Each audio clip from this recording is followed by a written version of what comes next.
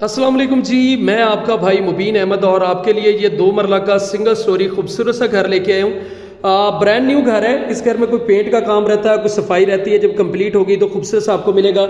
इस घर में गराज और लाउंज की इकट्ठा किया तो ये एरिया देख सकते हैं, काफ़ी खुले साइज़ का मिलता है, जहाँ पर आपको किचन बड़ा ज़बरदस्त सा इस घर में तैयार किया गया है। सिर्फ और सिर्फ 24 लाख रुपए में आपको ये रजिस्ट्री इंतकाल वाला खूबसूरत सा 2 मरला का घर मिल जाएगा। इस घर में आपको एक मास्टर साइज का बेडरूम मिलता है विद अटैच बाथ और वेंटिलेशन के साथ। और नीचे आपको देख सकते हैं खूबसूरत टाइल है, सिर्फ सफाई होगी।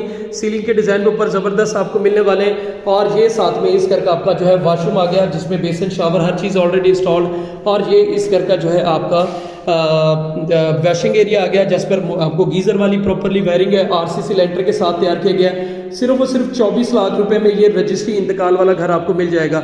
बाकी मजीद डिटेल मजीद मालूमात के लिए भाई का चैनल सब्सक्राइब करें और फ़ोन पर रब्ता करें। एलिवेशन भी आपको दिखा दूँ, खूबसूरत है। New green city housing society, Gajmata आलू वाला रोड, लाहौर इस घर की लोकेशन है।